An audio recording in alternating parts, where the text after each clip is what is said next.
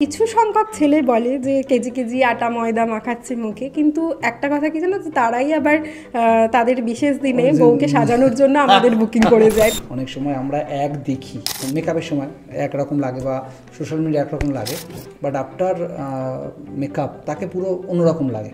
তো এরকম ধোকা তো অনেক ছেলেরাও খায়, অনেক মেয়েরাও খায়। যাই হোক, অ্যাজ আ মেকআপ আর্টিস্ট বলে এটা কখনোই বলবো না যে সব সময় মেকআপ করে থাকাটা ভালো। ফেসবুকে অনেক সময় দেখা যায় যারা মেকআপ আর্টিস্ট, যারা টিচার বা শেখায়, তারা বেশ একটা বড় করে পোস্ট দেয় যাদের পরীক্ষা হওয়ার পরে সার্টিফিকেট দেয়।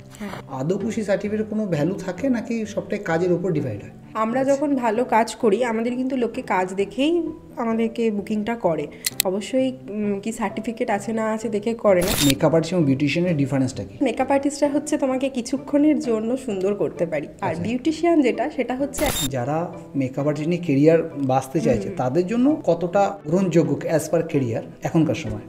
এখন প্রচণ্ড কম্পিটিশনের যুগ হয়ে গেছে, এখন ঘরে ঘরে মেকআপ আর্টিস্ট। যারা নতুন করছে তারা কি করছে, কাজ পাওয়ার জন্য।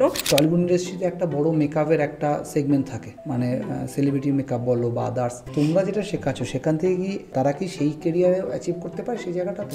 দেখবে আমাদের মাঝে মধ্যে সোশ্যাল মিডিয়াতে আমাদের যে মেকআপ গ্রুপগুলো থাকে, তো সেখানে কিন্তু মাঝে মধ্যে পোস্ট দেয় যে ফিল্ম ইন্ডাস্ট্রির জন্য মেকআপ আর্টিস্ট থাকে চাই। অনেক সময় মেকআপ আর্টিস্টরা স্কিন খারাপ করে দেয়, চুল খারাপ করে দেয়, এই বিষয়গুলো কি?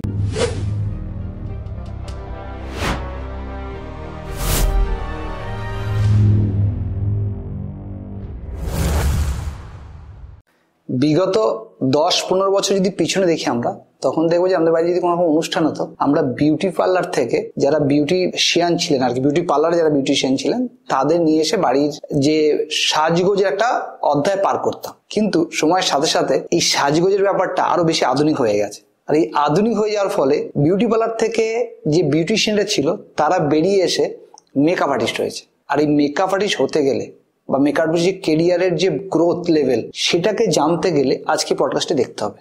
এবং যারা যারা ভাবছেন যে আপনারা মেকআপ নিয়ে একটা কেরিয়ার অপরচুনিটি খুঁজতে পারেন, তাদের জন্য এই পডকাস্ট একদম পারফেক্ট।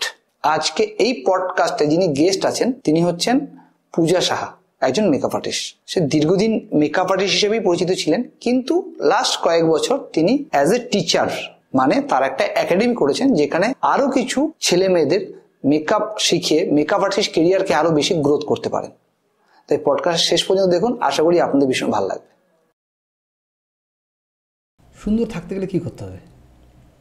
অবশ্যই প্রথমে সবসময় হাসি খুশি থাকতে হবে, সবার প্রথম সুন্দরের ডেফিনেশন। তারপর তো আছেই তোমাকে নিজেকে স্কিনের যত্ন নিতে হবে, জল খেতে হবে। সবার আগে বলবো হাসি খুশি থাকতে হবে, মন থেকে আনন্দে থাকতে হবে। আমরা তোমাকে কি বলতে পারি, মেকআপ আর্টিস্ট না বিউটিশিয়ান? মেকআপ আর্টিস্ট অবশ্যই। আচ্ছা, কেন? মানে মেকআপ আর্টিস্ট এবং বিউটিশিয়ানের ডিফারেন্সটা কি? দেখো, মেকআপ মানে সুন্দর থাকাটা হচ্ছে দু ধরনের, একটা হচ্ছে ভেতর থেকে আর একটা হচ্ছে মানে তৎক্ষণাৎ। হ্যাঁ, তো আমরা হচ্ছে মেকআপ আর্টিস্টরা হচ্ছে তোমাকে কিছুক্ষণের জন্য সুন্দর করতে পারি, আর বিউটিশিয়ান সেটা হচ্ছে একেবারে ভেতর থেকে গ্লো করা যাকে বলে। তো একদম ইন্টারনাল সব কিছু ট্রিটমেন্ট করে যারা ঠিক করে, তো ফেসিয়াল যেগুলো হয় আর কি, তো সেটা হচ্ছে অবশ্যই বিউটিশিয়ানের কাজ। আর আমাদের কাজ হচ্ছে যে বললাম তৎক্ষণাৎ কিছুক্ষণের জন্য সুন্দর করে তোলা। মানে তুমি কিছুক্ষণ সুন্দর করতে পারো? অবশ্যই।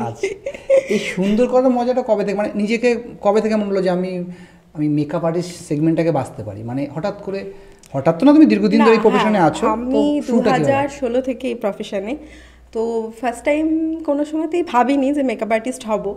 তো তখন আমি এমএ করছিলাম, তখন মেকআপটা ভালো লাগতো, মানে তখন রিসেন্ট এই ব্রাইডাল মেকআপ কী জিনিস ব্যাপারটা এসেছে। তো আমার বরাবরই এমনি সাজানোতে একটা ইন্টারেস্ট ছিল। তো তখন তো ব্রাইডাল মেকআপ ছিল না, যেটা ছিল যা জানতাম তাই দিয়েই সাজিয়ে দিতাম। আশেপাশে বিয়ে হলে ডাকতো টুকটাক এই বৌদিদের সাজিয়ে দেওয়ার জন্য, বাড়ির কাউকে সাজিয়ে দেওয়ার জন্য। তো সাজানোর ব্যাপারটা আমার ছিলই ইন্টারেস্ট। তো তখন ভাবতাম যে কি করে এই সুন্দর করে দেয়, এই ব্যাপারটা আমি জানবো, আমি শিখবো।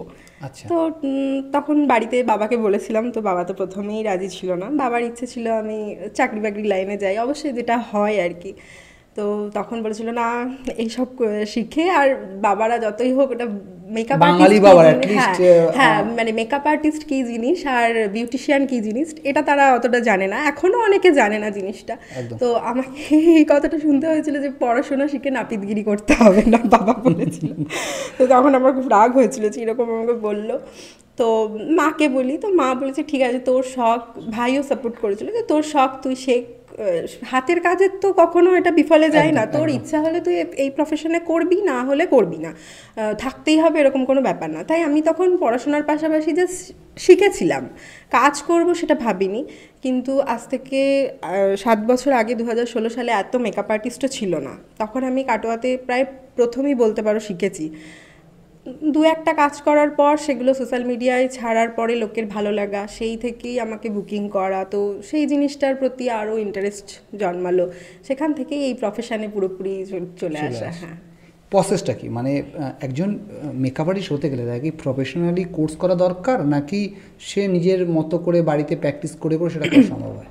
না দেখো, একটা প্রফেশনাল ওয়েতে শিখতে তো হয়ই আমাদেরকে, আমরা নিজেরাও এখনও অনেক কিছু শিখছি, স্টুডেন্টদের তো যেমন শেখাচ্ছি তার সাথে সাথে নিজেরাও এখনও শিখছি, জানার শেষ নেই, শেখার শেষ নেই, যে কোনো প্রফেশনে।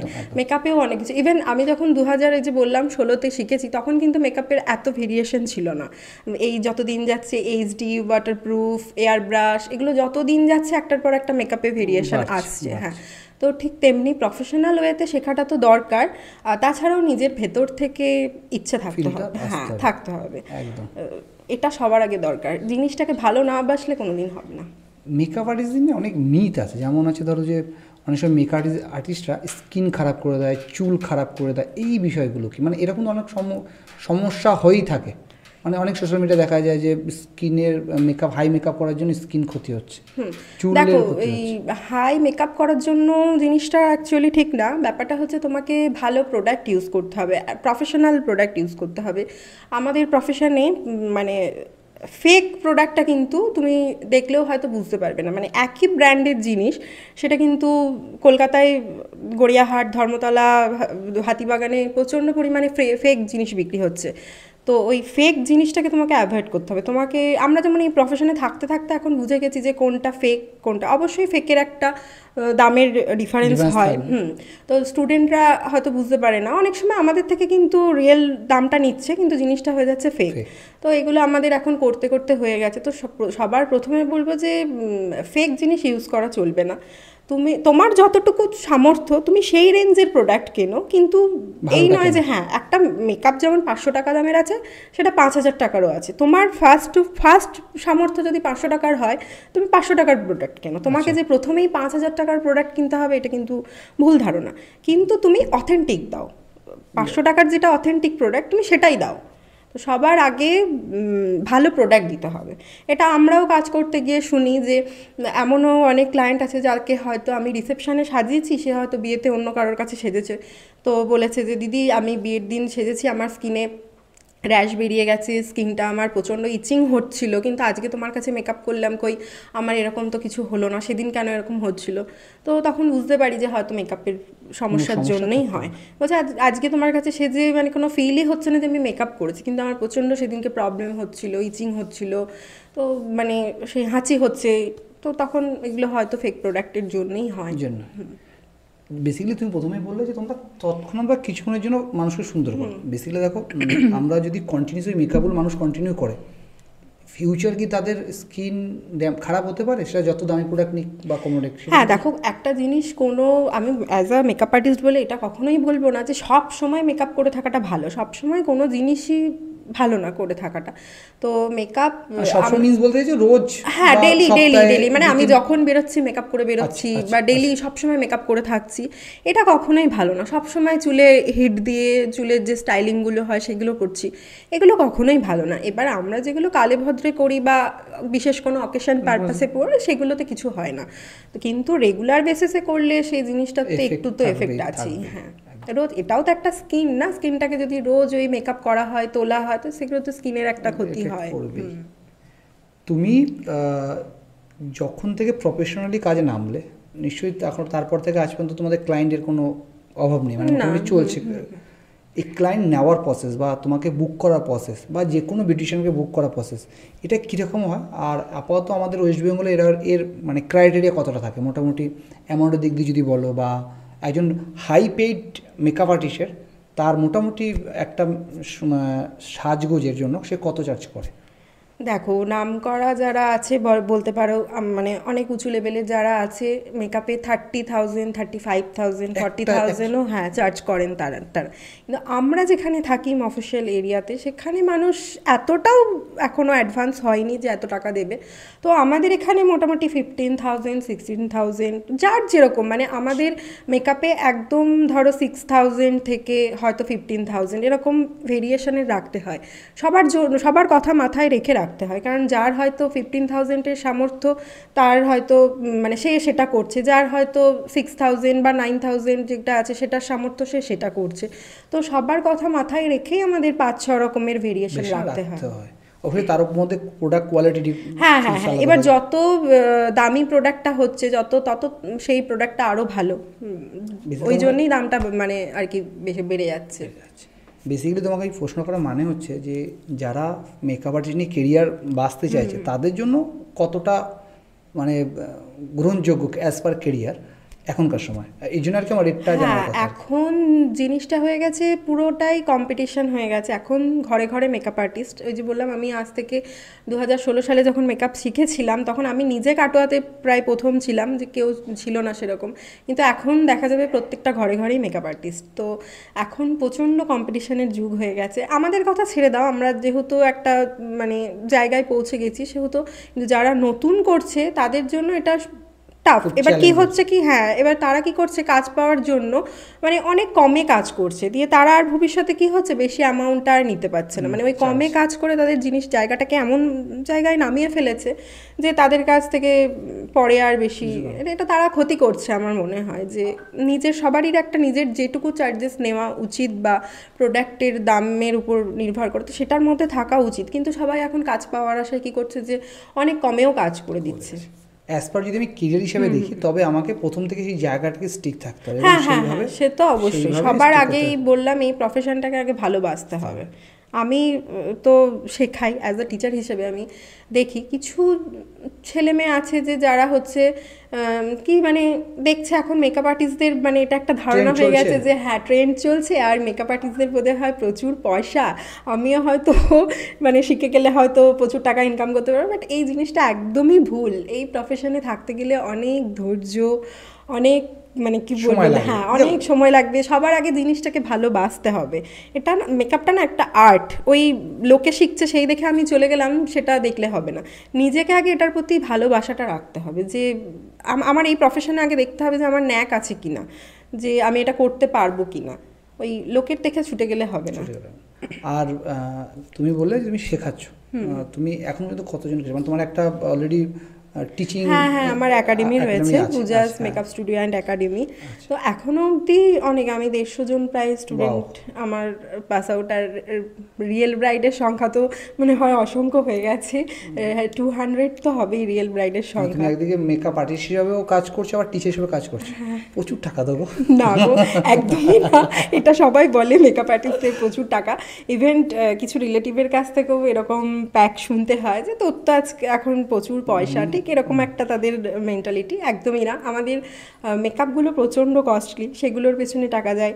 এবার সমস্ত কিছু, আজ যেমন তোমার একটা স্টুডিও আছে, তোমাকে যেমন একটা স্টুডিও রেডি করতে গেলে সমস্তটা সেট আপ রাখতে হয়, ক্যামেরা থেকে শুরু করে একটা মানে পুঙ্খানুপুঙ্খ দেওয়ালের আটটা পর্যন্ত।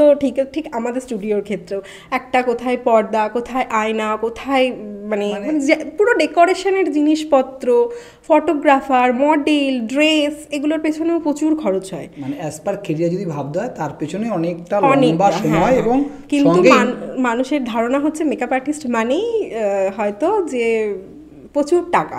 এটা মানে নিজেদের কিছু কিছু রিলেটিভের থেকেও এরকম একটা প্যাক শুনতে হয় যে তোদের তো এখন অনেক টাকা, কিন্তু এটার পেছনে যে কতটা ধৈর্য দরকার, কতটা মানে কি বলবো যে পরিশ্রম দরকার। হ্যাঁ, এটা কতদিন আজকে মানে 7 বছর ধরে এই প্রফেশনে হয়ে গেল, মানে এটাকে কতটা একটু একটু করে মানে গুছিয়ে গুছিয়ে গুছিয়ে গুছিয়ে যে এই জায়গায় এসেছি সেটা আমি জানি। দেখো ওভারঅল যদি অ্যাজ আ প্রফেশনাল ধরো, প্রত্যেক প্রফেশন যদি আমি ক্যারিয়ার করতে চাই আমাকে ধৈর্য দিয়ে পড়ে থাকতে হবে। হ্যাঁ হ্যাঁ অবশ্যই। কিন্তু তুমি একটা প্যাকের কথা বলেছো, তোমার রিলেটিভরা দেয়, খুব একটা বাজে ট্রেন্ড আছে বা টোল্ড আছে যে মেকআপ আর্টিস্টদের ময়দা সামনে কিছু অনেক কিছু টোল্ড হয়। তো সেই ক্ষেত্রে অবশ্যই তুমিও এর সম্মুখীন হয়েছো একাধিকবার, যেহেতু সোশ্যাল মিডিয়ায় তোমার একটা ভালো ফলোয়ার আছে, তো সেইভাবে কীভাবে ডিল করো সেই জিনিসগুলো? দেখো প্রথমেই বলি, মেয়েরা আটা ময়দা এই বিষয়টা নিয়ে অতটা ট্রোল করে না, করে হচ্ছে ছেলেরা। ছেলেরা বলতে কিছু সংখ্যক ছেলে, সবাই নয়, এখন ছেলেরাও স্মার্ট হয়ে গেছে। তো কিছু সংখ্যক ছেলে বলে যে কেজি কেজি আটা ময়দা মাখাচ্ছে মুখে, কিন্তু একটা কথা কি জানো, তারাই আবার তাদের বিশেষ দিনে বউকে সাজানোর জন্য আমাদের বুকিং করে যায়। তো সেই জায়গাটা থেকেই হাসি পায় যে সেই আটা ময়দা মাখার জন্যই কিন্তু আমাদেরকে আবার বুকিং করে তারা। আমার মনে হয় যে তাদের বউগুলো যখন অতটাই সুন্দরী, কি দরকার পয়সা খরচ করে এই আটা ময়দা মাখানোর, কিন্তু সেই আবার স্পেশাল ডেটের জন্য তারা নিজেরা এসে, কিন্তু সবাই নয়, ওই যে বললাম কিছু সংখ্যক ছেলে।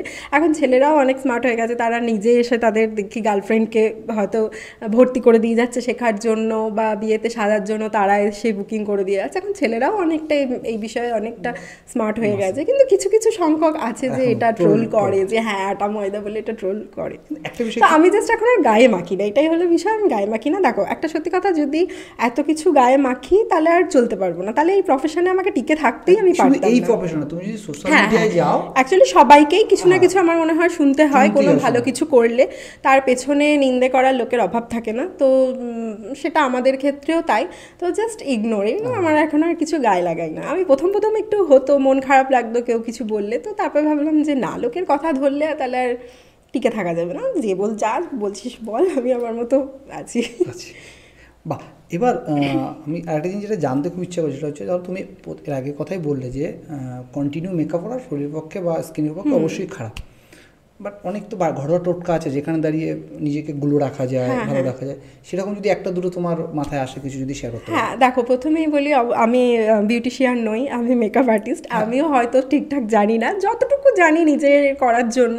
তুমি যদি কাঁচা হলুদ, দই, বেসন, মধু, মানে এই জিনিসগুলো দিয়ে যদি বাড়িতে তুমি কিছু হোম রেমেডি বানিয়ে ট্রাই করো, ফেস প্যাক হিসেবে লাগাও, তো সেটা ইনস্ট্যান্ট মানে ভেতর থেকে একটা স্কিনের কাজ করে গিয়ে করে। আমি জানি না আমি আদৌ সঠিক বললাম না, কেন একবারও বলছি আমি বিউটিশিয়ান নই, আমি মেকআপ আর্টিস্ট। তো নিজে যতটা জানি আর কি ততটুকু বললাম, যে সবসময় এই হোম রেমেডিগুলো ট্রাই করা ভীষণই ভালো, এগুলোতে কোনো ক্ষতি হয় না। মানে তোমার সাজেশন আছে যে হোম রেমেডি ইউজ করতেই পারো। হ্যাঁ, হোম রেমেডিতে কোনো ক্ষতি হয় না। নিজের গ্লো করতে চাও, নিজেকে সুন্দর দেখতে চাও, আর হাসতে তো হবেই, হ্যাঁ ভালো থাকতে হবে, ভালো থাকতে হবে। আজ পর্যন্ত তুমি অনেক ব্রাইড মানে বধূদের মানে সাজিয়েছো, তো সেই ক্ষেত্রে অনেক এক্সপিরিয়েন্স হয়েছে। হ্যাঁ, অনেক রকম, কিছু ভালো হয়েছে, কিছু খারাপ হয়েছে। ভালো এক্সপিরিয়েন্সের মধ্যে কীরকম হয়, যে মানে কারো বাড়িতে গেলে সাজালে, এবং সাজানোর সময় কি একজন কি সাজাতে হয় নাকি আরও সঙ্গে প্রচুর মানুষ থাকে যাদের মধ্যে? না, আমাদের তো প্রচুর পার্টি মেকআপও থাকে সাথে। এবার যখন পার্টি মেকআপ থাকে তখন সেগুলো আগে থেকে বলে দেয় যে কতজন পার্টি মেকআপ করবে, মানে বধূ ছাড়াও, হ্যাঁ ব্রাইড ছাড়াও পার্টি মেকআপ থাকে, তো সেগুলো আগে থেকে আমাদের জানিয়ে দেয়। এবার কিছু কিছু সময় হয় যে এক্সট্রিম যখন হয়ে যায়, আমি ব্রাইডের পরে যদি 1জন 2জন হয় সেক্ষেত্রে আমি নিজে করে দিই, কিন্তু যখনই হয়তো বলে যে 4জন 5জন 6জন, দেখো আমার পক্ষে তো সম্ভব না অতজনকে করা। এবার সম্ভবটা হলেও টাইমে অ্যাডজাস্ট হয় না, মানে সবাই তো এই একটা টাইমের মধ্যে রেডি হতে চাইবে, 7টা কি 8টা জোর।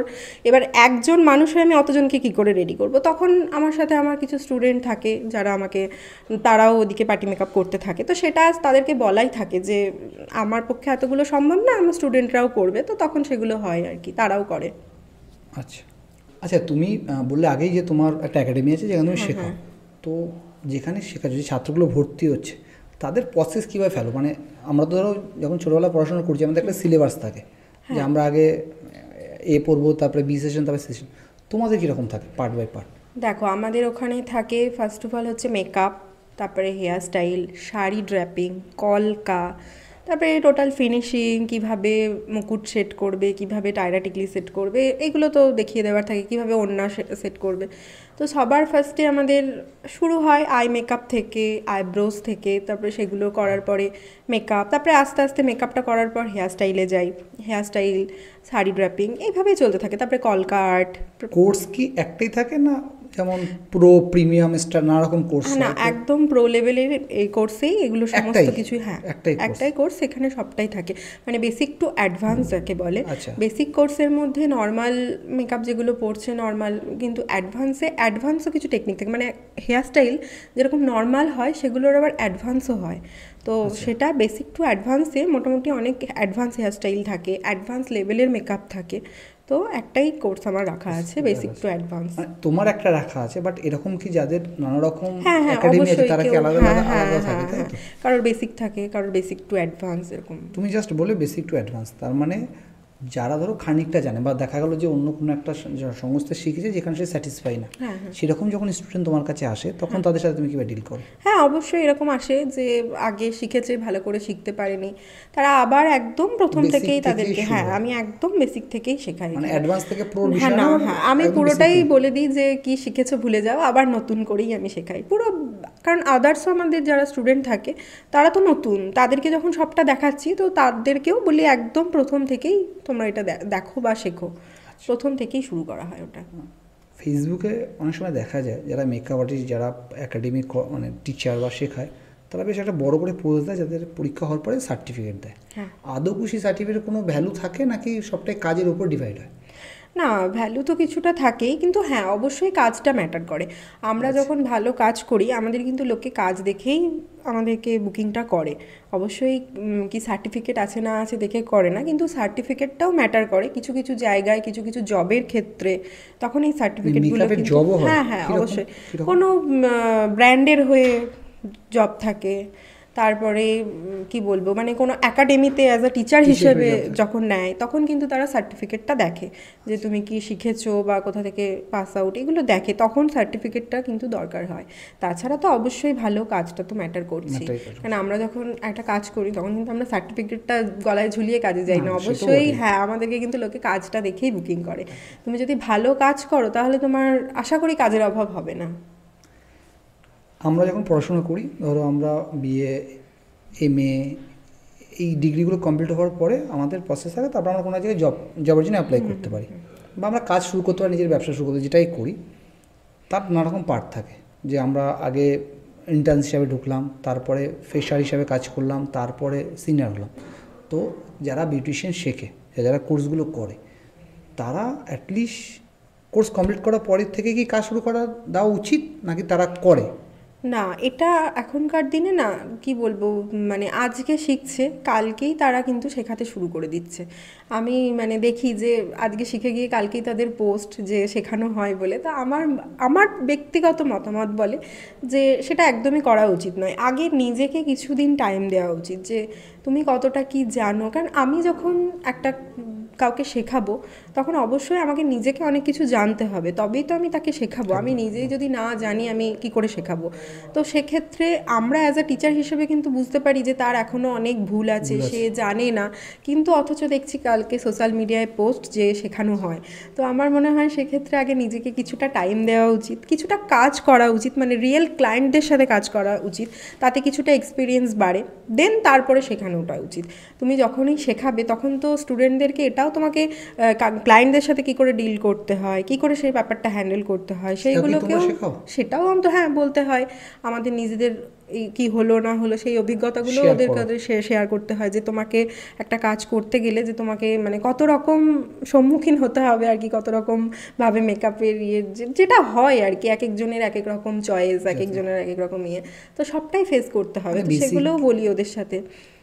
বেসিক্যালি কেরিয়ার গ্রাফ যদি ধরা হয়, যে সেইখানে যদি অ্যাটলিস্ট নিজের ব্যবসা শুরু করছে যদি বলা হয়, যদি কেউ মেকআপ সার্ভিস দেয়, তো তার আগে নিজেকে ভালো করে প্র্যাকটিক্যালি প্র্যাকটিস করা দরকার। হ্যাঁ, নিজেকে কিছু ক্লায়েন্ট সাজিয়ে, রিয়েল ক্লায়েন্ট সাজিয়ে, সেটা ফ্রিতে হোক বা মানে অ্যাজ পার ব্যবসা তার যেবার থিং থাকবে, প্রথমে তো কিছু ডেমো করে তারপরে রিয়েল ক্লায়েন্ট কিছু সাজিয়ে সব কিছু অভিজ্ঞতা নিয়ে তবে আমার মনে হয় শেখাতে নামাটা উচিত। তো তুমি জাস্ট বললে যে তুমি শেয়ার করো যে ক্লায়েন্টগুলোর কাছে যাও, তারা কীরকম ট্রিট করে বা তারা কীরকম কথা বলে।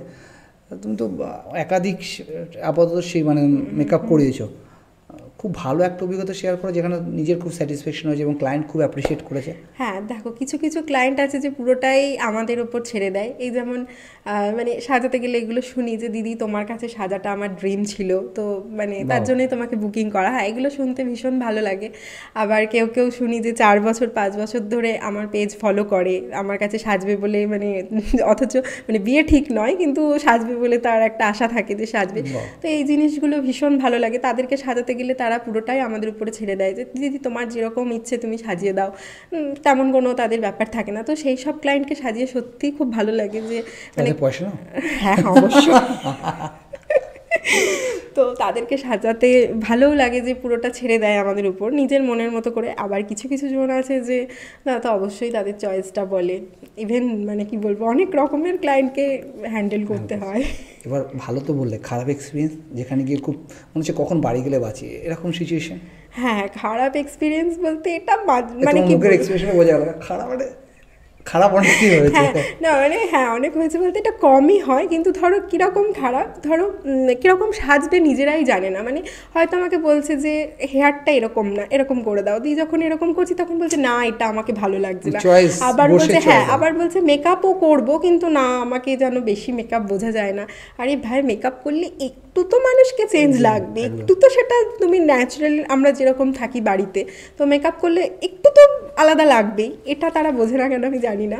তো তখন হয়তো এটা বলে যে এরকম না এরকম করে দেবে। ব্যাপারটা কি হয় যে মানে তারা নিজেরা কি চায় তারা নিজেরাই অনেক সময় বুঝতে পারে না। এবার সেক্ষেত্রে আমাদেরকে অনেক ঠান্ডা মাথায় সেগুলোকে সাজিয়ে হ্যান্ডেল করে কি তখন মানে মাঝে মাঝে তো মনে হয় মানে এগুলো মনে হয় আগের জন্মের কোনো পাপ করেছিল, তাই জন্য সেই বুকিংটা এসেছিল। এটা তো হতেই থাকে, কিন্তু ঠান্ডা মাথায় সেগুলোকে ডিল করতে হয়। ডিস্টার্ব কে করে বেশি, ব্রাইডাল বেশি করে নাকি তার আশেপাশে যারা থাকে? আশেপাশের লোক অবশ্যই। বাবারে, যেই ঘরে সাজানো হয় তো তাদের কি ধারণা আমি জানি না, যে সেই ঘরে কি হচ্ছে এটা দেখার ইন্টারেস্ট সবারই প্রচুর। মানে কতবার যে দরজা নক করে এটা মানে কি বলবো, আমার যে অ্যাসিস্ট্যান্ট থাকে তাকে তো মানে 20 বার দরজা খুলতে হয়। আমি তো মাঝে মাঝে একটু বলেও দিই কী করবো, মানে দরজা খুলবো না কাজ করবো, এরকম একটা ব্যাপার হয়ে যায়। তো আশেপাশের মানুষের ডিস্টারবেন্স তো বলার নয়। আর মানে যেই ঘরে হচ্ছে সেই ঘরের প্রতি তাদের বিশাল ইন্টারেস্ট যে কী হচ্ছে। এই যে অভিজ্ঞতাগুলো সেটা যখন তোমার মানে মাঝে মধ্যে এতটাই ডিস্টার্ব করে যে ব্রাইড নিজেরাও রেগে যায়, রেগে গিয়ে আর কি খেকিয়ে ঝেঁকিয়ে আর কি মানে বন্ধ করে এই যে আশাটা আর কি। হাজার বললেও তারা এসে ডিস্টার্ব করে। একটা কথা আছে না, যার বিয়ে তার ঘুম নেই পাড়া পড়শি, এরকম একটা কিছু আছে, ব্যাপারটা ওরকম হয়ে যায়। মানে আমরা তো রেগে যাবো তো স্বাভাবিক ব্যাপার, ছেড়েই দাও। মানে ব্রাইডরাও নিজেরা রেগে যায় এক সময়। মানে তখন বাড়ি যেতে বলে বাজি ভাই চল।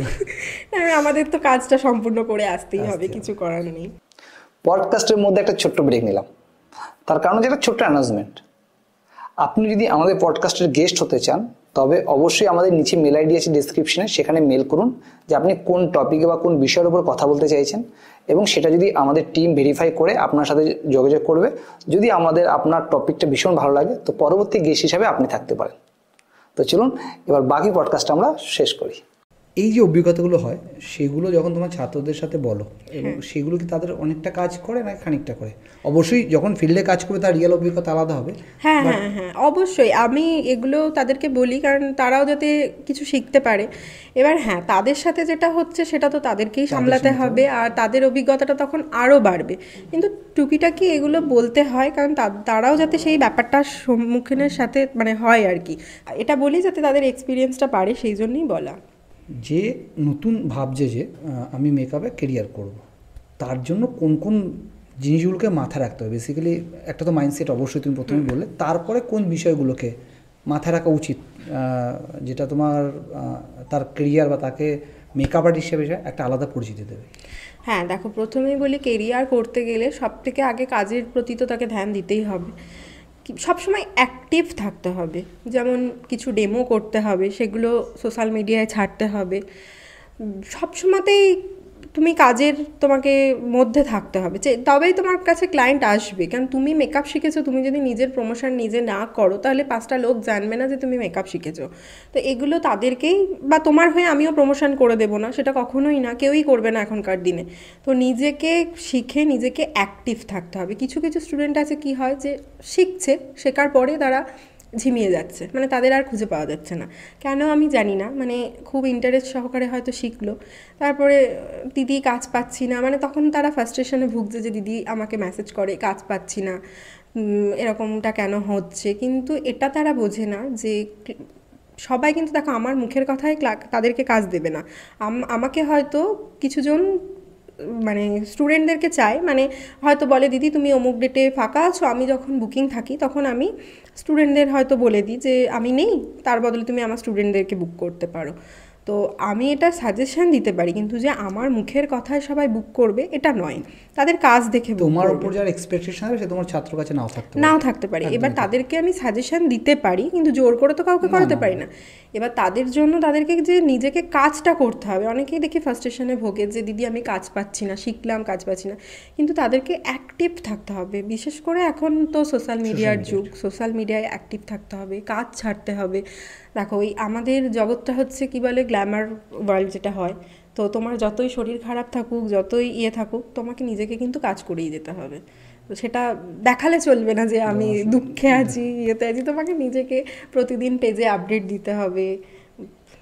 তুমি ক্লায়েন্ট না পাও, তোমাকে কিছু ডেমো করেও ছাড়তে হবে। কোনো সময় তুমি নিজে সেলফ মেকআপ করো, সেটা নিয়ে লাইভ করো, কিছু না কিছু করতেই হবে। মানে অ্যাক্টিভ থাকতে হবে, হ্যাঁ অ্যাক্টিভ, বেসিক্যালি অ্যাক্টিভ থাকতে হবে, এটা হলো কথা। যারা ঝিমিয়ে যাচ্ছে তাদের জন্য কথা হচ্ছে যে তোমরা সোশ্যাল মিডিয়া আসো, মানে তুমি তো সোশ্যাল মিডিয়া তোমার একটা যথারীতি একটা ভালো ফলোয়ার আছে, তো সেই জায়গায় দাঁড়িয়ে মানে এই ফলোটা নিশ্চয়ই একদিনে হয়নি। না আজকে 7 বছর 7.5 বছর ধরে এক্সপেরিয়েন্সটা কি ছাত্রদের সাথে শেয়ার হয়? হ্যাঁ অবশ্যই, আমার লাইফে যেটাই ঘটে আমি ওদেরকে বলি যে দেখো তোমাদের সাথেও কিন্তু এটা হতে পারে, আমার সাথেও কিন্তু এরকম হয়েছিল, তো তোমরা সেগুলোর জন্য কিন্তু প্রস্তুত থাকবে। তো ওদেরকে বোঝানোর চেষ্টা করি যে যেরকমই পজিশন আসুক সেটা তোমাদেরকে হ্যান্ডেল করতে হবে।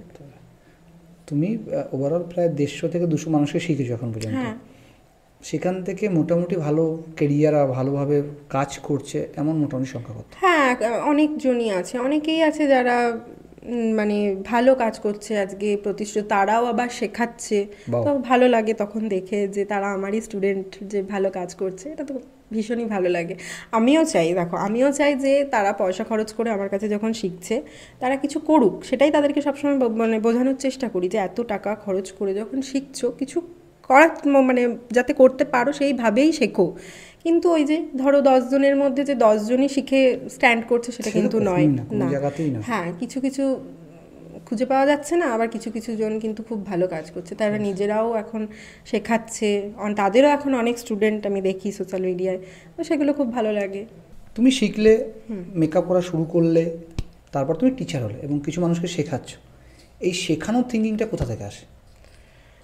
ওই আমি ধরো শেখার প্রায় 1.5-2 বছর পর এই প্রফেশনে মানে টিচার হিসেবে আসি। তো যখন কাজ করতাম আস্তে আস্তে বুকিং সংখ্যাটা আরও বাড়লো, তারপরে কিছু মানুষের দিনে দিনে তখন মেকআপটার প্রতি আরও ইন্টারেস্ট জন্মাচ্ছিল, তখন অনেকেই বলছিল যে দিদি তুমি শেখানো শুরু করো, আমরা শিখতে চাই, এরকম মানুষের মধ্যে আগ্রহটা দেখলাম। তো তারপরে যখন সেটা বাড়িতে ডিসকাস করি তখন বাড়িতেও সবাই বললো যে হ্যাঁ তুই তো তাহলে এটা শুরু করতেই পারিস। তো সেখান থেকেই আস্তে আস্তে এই প্রফেশনে মানে শেখানো টিচার প্রফেশনে আসা। হ্যাঁ তুমি কিছুক্ষণ আগে বলেছিলে যে তোমার বাবা প্রথমে বলেছিল যে শিখে নাপিত হওয়া, তারপরে বাবা শেষে পারমিশন দিয়েছে। হ্যাঁ হ্যাঁ হ্যাঁ এখন বলে রাখি সব থেকে মানে বাবা কিন্তু ভীষণ হ্যাপি, মানে এখন যখন বাবা চারিদিকে শোনে আমার নাম বা করি তখন বাবা এখন বিশাল ইন্টারেস্টেড। মানে এমনও হয় যে হয়তো একটু দূর দূর থেকে বুকিং এলে আমি অনেক সময় নিতে চাই না, যে এতটা দূর যাবো নেবো না করে দিই। তো বাবা বেশি ইন্টারেস্ট, না কেন করছিস, আমি আছি তো আমি নিয়ে যাব, আমি চিন্তা কেন করছিস, মানে ইভেন আমার কাটোয়ার বাইরে বুকিং থাকলে আমাকে কিন্তু বাবাই নিয়ে যায়। আর বাবা নিয়ে যায় না প্রীতিশ নিয়ে যায়? না বাবা নিয়ে যায়। আচ্ছা দর্শকদের বলার কি, প্রীতিশ হচ্ছে ওর হাজব্যান্ড, যে আমার ভাই বন্ধু এবং খুব ভালো ছেলে, তো ওর নাম প্রীতিশ। আমার হাজব্যান্ড অফিস নিয়ে ব্যস্ত, তুমি জানোই।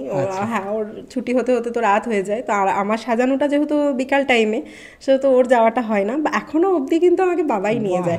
আর ইভেন বাবা গিয়ে ঘন্টার পর ঘন্টা বসে থাকে। হ্যাঁ সেটা কিন্তু বাবা আজও কন্টিনিউ, আমার বিয়ে হয়ে গেছে তাও বাবাই করে। এখন মানে বাবা খুব খুশি আর কি। ওয়াও, এখন পর্যন্ত সব থেকে দূর মানে কোথায় শিখিয়েছো, মানে কত দূর গেছো মেকআপ করতে? হ্যাঁ, অনেক দূর, 2.5 ঘন্টা 2 ঘন্টা ডিস্টেন্সেও সাজিয়ে এসেছি গিয়ে। অনেকটা চেষ্টা করি হ্যাঁ কাছাকাছি নেওয়ার, কাছাকাছি পেলে কাছাকাছিই নিই, কিন্তু অফ ডেট যেগুলো হয়তো বুকিং থাকে না, দূর থেকে ফোন এলো, সেই সব ডেটগুলো যাই। বাহ, তোমার এই বুকিং করার প্রসেসটা কি, সেটা কি সোশ্যাল মিডিয়া থ্রুই বুকিংটা হয় নাকি মাউথ যে? হ্যাঁ দেখো, সোশ্যাল মিডিয়ার থ্রুও আছে, তারপরে কিছুটা তো প্রচার আছেই। মানে এরকমও হয়েছে আমি একটা বাড়ি থেকে হয়তো 4-5 বার 6 বার তাদের বাড়িতে সাজাতে গেছি। মানে এরকম রিসেন্টলি রয়েছে, আমি কাঁদরাতে সাজিয়ে এলাম, তো এই নিয়ে আমি মনে হয় তাদের বাড়ি 5 টাইমস কি 6 টাইমস গেলাম। তো তাদের বাড়ির ওই যাদেরই বিয়ে হয় তো আমাকে ফোন করে, ওই ফার্স্ট টাইম কাজ করেছিলাম সেটা দেখে ভালো লেগেছিল, সেটা থেকে মানে ইভেনও হয়েছে যে তাদের বাড়ির বিয়ে গেছে আমাকে পাইনি, তো আবার নেক্সট বার আবার যার বিয়ে আবার চেষ্টা করেছে আমাকে বুকিং করার, তো আবার আমি রিসেন্ট গিয়ে সাজিয়ে এলাম। এই নিয়ে তাদের বাড়ি 5 বার না 6 বার আমি গেলাম। তো এই মুখে মুখে প্রচারটাও আছে, মানে একবার সে যে ভালো লেগেছে সেখান থেকে আবার মুখে মুখে প্রচার, ওকে ফোন নাম্বার দিচ্ছে, এরকম করেও তো আছে। তুমি বলে যে তোমার সোশ্যাল মিডিয়া থ্রু বুকিং আসে, হ্যাঁ মানে সোশ্যাল মিডিয়া বুকিং আসে মানে তার মানে তোমাকে প্রচুর অ্যাড ক্যাম্পেনিং বা ফেসবুক মার্কেটিং, ডিজিটাল মানে এগুলো করতে হয়?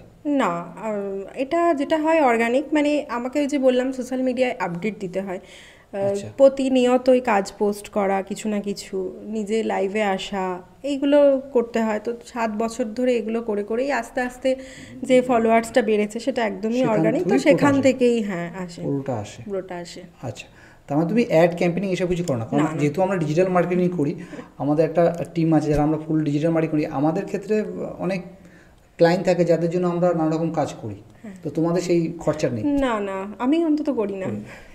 এই প্রশ্নটা করার উদ্দেশ্য হচ্ছে তুমি যাদের শেখাচ্ছ তারাও অর্গানিকভাবে তোমার মতো একটা জায়গায় পৌঁছাতে পারে। হ্যাঁ হ্যাঁ, নিজেকে অবশ্যই আপডেট রাখতে হবে। আপডেট যদি রাখে তোমার মতো জায়গায় বা একটা ভালো ক্লায়েন্ট বেসও তৈরি করতে পারে। ওয়াও, আমাদের এতক্ষণ কনভারসেশনে যেটা হচ্ছে যে সেটা হচ্ছে যে কেউ যদি অ্যাজ এ কেরিয়ার এই জায়গাটাকে পুরো নিতে চায় যে আমি অ্যাজ এ মেকআপ আর্টিস্ট করবো, সেই ক্ষেত্রে কী কী প্রসেস হবে খুব সুন্দরভাবে বললে তুমি। আশা করি অনেক মানুষের উপকার হবে যারা শিখতে চাইছে। মেকআপ আর্টিস্ট কি ছেলেরা হতে পারে? হ্যাঁ অবশ্যই, এখন তো ছেলেরাও করছে, অনেক করছে। সোশ্যাল মিডিয়া খুললেই আমরা দেখতে পাই যে এখন অনেক ছেলেরাও মেট্রো সিটিতে বেশি, আমাদের মতো মফস্বলে কি তোমার? হ্যাঁ, আমার নিজেরও ছেলে স্টুডেন্ট আছে আমার, আর এখন রানিং একটা ব্যাচে শিখছে একজন। এখন আগের থেকে অনেক ছেলেরাও এখন মেকআপ সম্বন্ধে অনেক ইন্টারেস্টেড, বা তারাও শিখছে আর কি। তোমরা যেটা শেখাচ্ছ সেখান থেকে কি টলিউড ইন্ডাস্ট্রিতে একটা বড় মেকআপের একটা সেগমেন্ট থাকে, মানে সেলিব্রিটি মেকআপ বলো বা আদার্স, মানে এখান থেকে যদি প্রসেস বাই প্রসেস নিজেরা শেখে বা যায়, তারা কি সেই ক্যারিয়ারে অ্যাচিভ করতে পারে সেই জায়গাটাতে, নাকি তাদের জন্য আলাদা কোনো কোর্স? না, কারোর যদি ইন্টারেস্টেড থাকে যে ফিল্ম ইন্ডাস্ট্রি জগতে কাজ করার, তো তারা মেকআপ শিখে অবশ্যই তাদের সাথে যোগাযোগ। দেখবে আমাদের মাঝে মধ্যে সোশ্যাল মিডিয়াতে আমাদের যে মেকআপ গ্রুপগুলো থাকে, তো সেখানে কিন্তু মাঝে মধ্যে পোস্ট দেয় যে ফিল্ম ইন্ডাস্ট্রির জন্য মেকআপ আর্টিস্ট থাকে চাই, এরকম পোস্ট দেয়। তো যারা সেটাতে ইন্টারেস্টেড, তুমি যদি সেখানে কমেন্ট করো করো, ওরা তোমার মধ্যে থেকেই একজনকে খুঁজে নেবে কাজ দেখে, তো সেটারও সুযোগ থাকে। যারা ওইদিকে যেতে চায় তারা চাইলেই যেতে পারে। বাহ, যারা নতুন শিখতে চাইছে বা যারা মেকআপ নিয়ে নিজের কেরিয়ার করতে চাইছে তাদের জন্য তুমি কী বলবে? তাদের জন্য অবশ্যই বলবো যে ভালো করে কাজ করতে, অবশ্যই আগে এই প্রফেশনটাকে ভালোবাসতে। দেখো, মেকআপ হচ্ছে একটা আর্ট, মানে এটা জোর করে হয় না, বা ওই যে বললাম কেউ শিখছে সেই দেখে আমিও চলে গেলাম, সেটা হয় না। নিজেকে এটার প্রতি ভালোবাসতে হবে, আর অবশ্যই কাজের মধ্যে থাকতে হবে, সবসময় নিজেকে আপডেট রাখতে হবে, কাজ করে যেতে হবে। ভালো খারাপ তো আছেই, কেউ হয়তো আমার কাজটাকে ভালো বলবে, কেউ খারাপ বলবে, এটা তো আছেই। সবার যে আমার মেকআপ ভালো লাগবে সেটাও নয়, আবার সবার আমার মেকআপ খারাপ লাগবে সেটাও নয়। তো সেইগুলোকে ভাবলে হবে না যে কার খারাপ লাগলো কার ভালো লাগলো। তোমাকে তোমার কাজ করে যেতেই হবে। হয়তো একটা দুটো কাজ তোমার হয়তো খারাপ হলো, কিন্তু সেটা নিয়ে মন খারাপ করলে হবে না, বা সেটা নিয়ে নিজেকে সেটা থেকে দূরে সরিয়ে নিলে হবে না। তোমাকে নিজেকে কাজ করে যেতে হবে। ভালো খারাপ এগুলো তো রয়েইছে।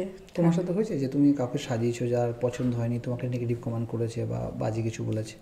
না, এরকমটা খুব একটা হয়নি। দেখো, আমাদের বেসিক্যালি একটা কথা বলি, মানে বেসিক্যালি হচ্ছে আমাদের ব্রাইডাল মেকআপটা ইয়াং জেনারেশনের খুবই পছন্দের একটা বিষয়, তারাই মেনলি এটাকে ভালোবেসে বুকিং করে। কিন্তু যারা বাড়ির বয়োজ্যেষ্ঠ আছে তারা এই ব্যাপারটাকে ঠিক অভ্যস্ত নয়, তাদের সময় তো এই মেকআপটা ছিল না। তো তো যখন সাজাই তারা একটু বলে যে মানে যারা বোঝে না, এই গালটা লাল লাল করে দিলে কেন, এই এটা এরকম করে দিলে কেন। কিন্তু সেটা নিয়ে আমাদেরকে কিছু ম্যানেজ করতে হয় না, যে যারা ব্রাইডরা সাজে তারাই ম্যানেজ করে দেয়, তুমি বেশি জানো না, এটা এরকমই হয়, এটা এরকমই করতে হয়।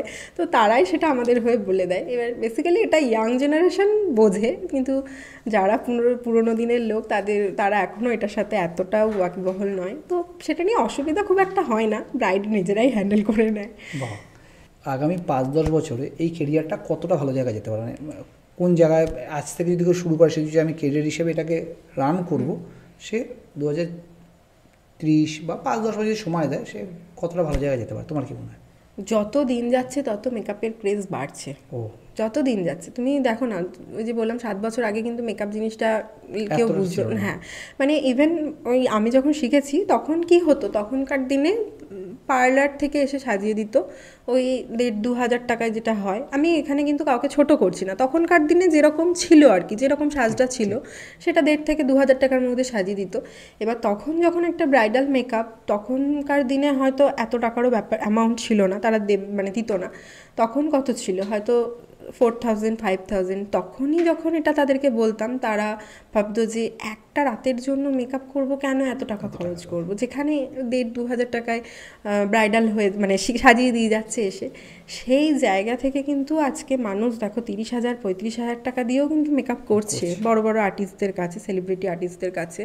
তো সেই জায়গা থেকে আজকে 7 বছর আগে আমি নিজে এটা প্রত্যক্ষদর্শী যে দেখতে পাই যে মেকআপটা কতটা এখন মানুষ অ্যাডভান্স হয়েছে।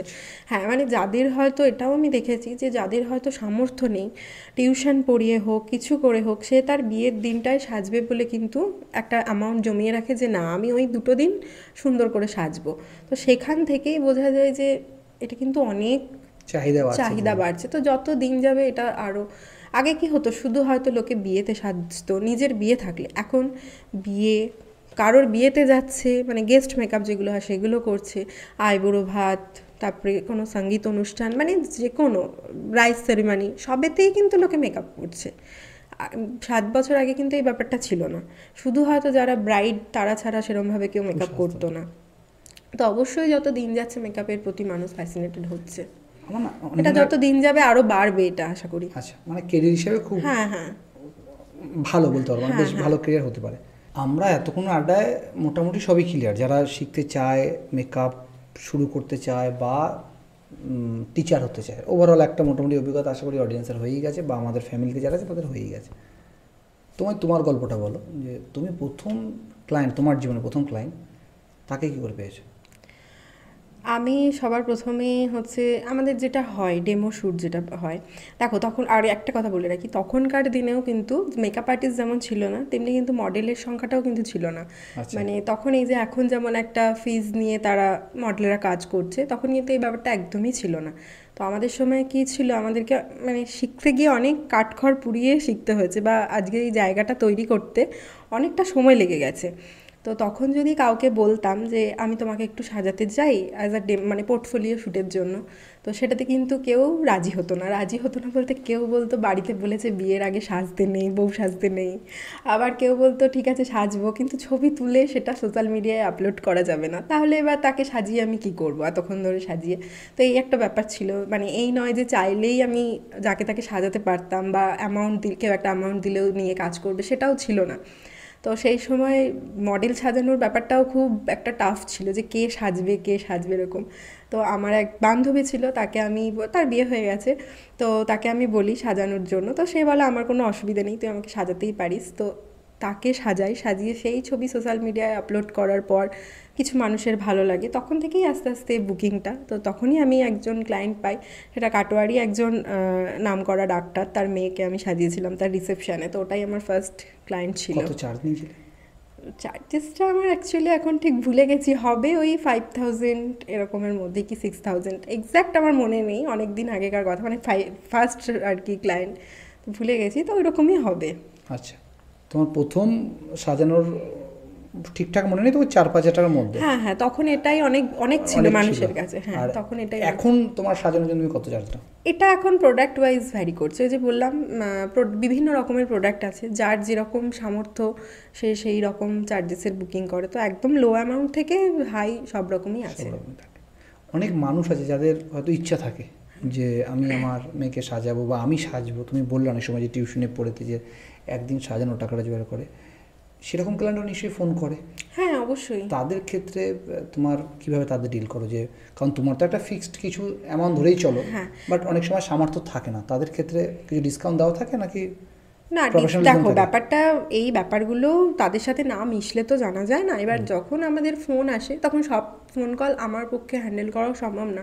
তো আমার যারা আছে, আমার ভাই করে এগুলো, তো তখন কিন্তু তারা এত ডিটেলস বলে না যে সামর্থ্য আছে কি নেই, জাস্ট অ্যামাউন্টটা শোনে, পোষালে বুক করে, তার না সামর্থ্য হলে বুক করে, ডিল করতে হয় না। এবার যখন আমি তাদেরকে সাজাতে যাই, এবার একটা ক্লায়েন্টের সাথে কি হয়, একটা বন্ধু হয়ে যায়, সাজাতে গিয়ে 2-2.5 ঘন্টা সময় পাই, তখন অনেক রকম গল্প হয়। তো তখন তাদের মুখে শুনি যে জানো দিদি, আমি এরকম তোমার কাছে সাজাটা আমার অনেক দিনের শখ ছিল, তো এরকম আমি টিউশন পড়িয়ে টাকা জোগাড় গিয়ে তখন শুনি ব্যাপারগুলো।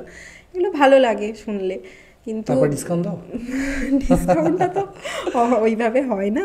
এবার সেটা ডিপেন্ড করছে সিচুয়েশনের উপর। হ্যাঁ, তুমি জাস্ট কিছু আগে বললে যে তোমাদের ডেমো শ্যুট করাতে হয়, এই যারা নতুন শিখছে তাদেরও ডেমো শ্যুট করতে হয়। পুরো ডেমো শ্যুটের প্রসেস কী, এবং সেখানে মডেলকে কীভাবে চুজ করতে হয়, তাকে কত পে করতে হয়, তার জন্য কত ইনভেস্ট করতে হয়, ক্যামেরাম্যান কীভাবে সেট করতে হয়, তার পুরো প্রসেসটা যদি একবার বলো। দেখো, একটা ডেমো শ্যুট করতে গেলে সব থেকে প্রথমে তোমাকে মডেল সিলেক্ট করতে হবে, দেন ফটোগ্রাফার আছে। তুমি যদি চাও সেটাকে আরও ভালো করে লোকের কাছে তুলে ধরতে, তাহলে সেটা হচ্ছে ভিডিও। এখন রিলসের যুগ, রিলস ছাড়তে হবে। তো সেই সবের জন্য পুরোটাই একটা লং প্রসেস। সবার প্রথমে আমাদেরকে একটা ডেট নিয়ে মডেল বুক করতে, তুমি আগে কবে ডেমো করছো, বা মানে ডেমো বলতে যে একটা পোর্টফোলিও শ্যুট যেটা হয়, তো সেই ডেটটা সিলেক্ট করে সেই ডেটে আমাদেরকে একটা মডেল বুক করতে হয়, দেন ফটোগ্রাফারকে বুক করতে হয়। মডেলের চার্জ মোটামুটি কত থাকে? হ্যাঁ, বিভিন্ন রকম থাকে। মোটামুটি এখনকার দিনে 700-800 থেকে স্টার্টিং। এরপরে তো তুমি যদি কলকাতা বা একটু বাইরের সাইড থেকে আনো, তো মোটামুটি 3-4-এও অনেকে কাজ করে।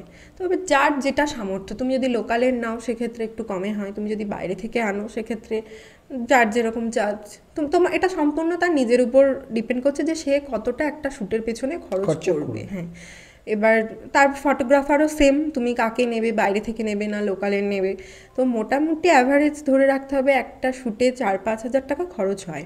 হ্যাঁ, সব কিছু নিয়ে হয়ে যায়। তাদের টিফিন রয়েছে, তারপরে সমস্তটাই। আর যদি তুমি মনে করো আমি আরও ভালো করে করব, আরও ভালো সব, তখন অ্যামাউন্টটা আরও বাড়তে থাকবে। তোমার নিজস্ব স্টুডিও আছে, তার জন্য তুমি স্টুডিওতে করতে পারো। যাদের স্টুডিও থাকে না, তারা স্টুডিও রেন্ট নিয়ে করে। এখনকার দিনে তো অনেকেই আছে যারা স্টুডিও রেন্ট দেয়, স্টুডিও রেন্ট নিয়ে করে। আমাদের কাটোয়াতে হয়তো এই সংখ্যাটা খুবই কম, কিন্তু কলকাতার দিকে এটা অ্যাভেলেবেল। এটা ঘন্টা হিসেবে চার্জেস হয়। আবার কোথাও 7 ঘন্টা 8 ঘন্টা হিসেবে একটা টাকা, 3000-4000 এরকম একটা অ্যামাউন্ট হয়। তো তারা স্টুডিও নিয়েই করে। এবার সেক্ষেত্রে তুমি যটা খুশি শ্যুট ওই টাইমের মধ্যে করতে পারো। তুমি দুটোও করতে পারো, তুমি একটাও করতে পারো, সেটা তোমার উপর ডিপেন্ড করছে। তারা ওই 7 ঘন্টা 8 ঘন্টা রেন্ট দিয়ে দেবে, সেই টাকাটা নিয়ে নেবে। এবার তুমি কটা লুক সাজালে তারা সেটা তোমার ব্যাপার। হ্যাঁ, জাস্ট আমাদের অফ ক্যামেরা আলোচনা হচ্ছিল, আমাদের যে এডিটারতে কথা বলছিল যে অনেক সময় আমরা এক দেখি, এবং যখন মেকআপের সময় একরকম লাগে বা সোশ্যাল মিডিয়া একরকম লাগে, বাট আফটার মেকআপের পরে, মানে মেকআপ শেষ হওয়ার পরে তাকে পুরো অন্যরকম লাগে। তো এরকম ধোকা তো অনেক ছেলেরাও খায়, অনেক মেয়েরাও খায়, যাই হোক। তো তোমরা যখন মডেল সিলেক্ট করো, এরকম কি পর্যায়ে কোনো ঘটনা পড়ে যেখানে তোমরা হয়তো ভাবছো একরকম দেখতে, বা একে আমার সাজালে এই জায়গা, কারণ তোমরা তো বুঝতে পারো যে কাকে সাজালে কি ভিউ আসবে, তোমাদের ক্ষেত্রে এরকম কোনো সিচুয়েশন হয়? হ্যাঁ, দেখো, কিছু কিছু মডেলের লুক কিছু কিছু লুকের উপর ডিপেন্ড করে। যেমন আমাদের ধরো ব্রাইডাল লুক আছে, কিছু হচ্ছে ওয়েস্টার্ন লুকের উপর শ্যুট হয়, কোনো সময় নন বেঙ্গলি বা যেগুলো আর কি লেহেঙ্গা লুক হয়। তো কিছু কিছু মডেলের ফেস এমন হয় যে যেটা যার সাথে, কাউকে হয়তো ওয়েস্টার্ন মানায়, তো কাউকে ব্রাইডাল মানায়। যে হয়তো ওয়েস্টার্ন করছে, আমরা সবসময় তার প্রোফাইলটা ভিজিট করি, প্রোফাইলে কাজ দেখি যে সে কীরকম কী কাজে অভ্যস্ত। অবশ্যই মডেলদের আমি বলবো যে যে প্রফেশনে থাকে তার সেটা করা, মানে সেটাই তার কাছে একটা সাধনার ব্যাপার। তো অনেকে আছে যে তাদের পোজ যে ব্যাপারটা থাকে সেটা খুব সুন্দরভাবে তারা ট্র্যাকেল করে। ওয়েস্টার্নের ক্ষেত্রে কিন্তু একরকম পোজ হয়, ব্রাইডালের ক্ষেত্রে কিন্তু একরকম পোজ হয়। তো সেগুলো তখন ওই প্রোফাইল দেখে সিলেক্ট করতে হয় যে সে কীরকম কাজ করছে, তার প্রোফাইলটা অনেকটা ঘাটিয়ে আমরা সময় নিয়ে যে তাকে সেই লুকটা মানাবে কিনা, তারপর সেটা সিলেক্ট করি। তুমি কি এখনও ডেমো শ্যুট করো? হ্যাঁ, অবশ্যই। আমাদের তো ক্লাসে আমাদের ডেমো দেখাতেই হয়, মানে আমাদের যে basic to advance bridal master class আছে, তো সেখানে আমাদের 5খানা ডেমো থাকে। একটা ইয়ারব্রাশ মেকআপ থাকে, একটা এইচডি মেকআপ থাকে, নন এইচডি মেকআপ থাকে, ওয়াটারপ্রুফ মেকআপ থাকে। তো এগুলো যখন আমরা করি, এগুলো মডেলদের উপর ডেমো করেই আমাদের স্টুডেন্টদেরকে দেখাতে হয়। আচ্ছা, মানে এমনি তোমার পোর্টফোলিওর জন্য আমাকে এক্সট্রা করে আমি যদি কোনো মানে কি বলবো কোনো ইয়ের উপর যদি কাজ না করি, তাহলে ওই স্টুডেন্টদেরকে দেখানোটাই আমার ডেমো। আর এছাড়া কোনো পুজো থাকুক বা কোনো মাইথোলজি শ্যুট হয়, সেগুলো আলাদাভাবেও অ্যারেঞ্জ করা হয় অনেক সময়। আচ্ছা, তুমি বললে যে তুমি মেকআপ শেখার পরে, কাজ শুরু করার পরে প্রায় 1.5 থেকে 2 বছর পরে তুমি টিচার বা শিক্ষিকা হয়েছো। এখন যারা শিখছে তারা যদি চায় যে তাদের কেরিয়ার অ্যাটলিস্ট মেকআপ আর্টিস্টের সঙ্গে সঙ্গে আমি টিচার বা শেখাবো, তাদের কিভাবে যেতে হবে? অবশ্যই ওই যেটা আগেও বললাম যে আগে নিজেকে ভালো করে জানতে হবে। হ্যাঁ, নিজেকে শিখতে হবে। আমি বলবো প্রচুর পরিমাণে মেকআপটা নিয়ে ঘাটো। যখনই ফাঁকা টাইম আছে বসে থাকবে তখনই, মানে আমার তো ফোন খুললে এরকম হয় যে ইউটিউবে খালি মেকআপ আসে, ফেসবুকে খালি মেকআপ আসে। তো আমার ফোনটা আমার ভাই দেখলে ভিডিও, তোর ফোন খুললেই তো মেকআপ ছাড়া আর কিছু নেই, এরকম একটা ব্যাপার। তো আমি কিন্তু সময় পেলেই হচ্ছে, দেখো আমি নিজে বলবো আমি এখনও অনেক কিছু জানি না, আমার এখনও অনেক কিছু জানার রয়েছে, সবার কাছ থেকেই কিছু না কিছু শেখার রয়েছে। তো আমার থেকে যারা বড় বড় মেকআপ আর্টিস্ট আছে বা তাদের আমি লাইভ ফলো করি, হ্যাঁ, তারা কিভাবে মেকআপ করছে, কিভাবে হেয়ারস্টাইল করছে, আমি কিন্তু বসে থাকলেই সেইগুলোকে ফলো করি। মানে মেকআপ আসলেই আমি সেটা খুলে দেখি, যে তার ডিটেলসটা পড়ি, যে কি ইউজ করছে, কি প্রোডাক্ট ইউজ করছে। মানে যে বললাম সবার থেকেই অনেক কিছু জানার রয়েছে। তো এগুলোকে নিয়ে প্রচুর পরিমাণে স্টাডি করতে হবে। ওই টিচার কতটুকু শেখালো সেইটুকুর মধ্যে সীমিত থাকলে হবে না।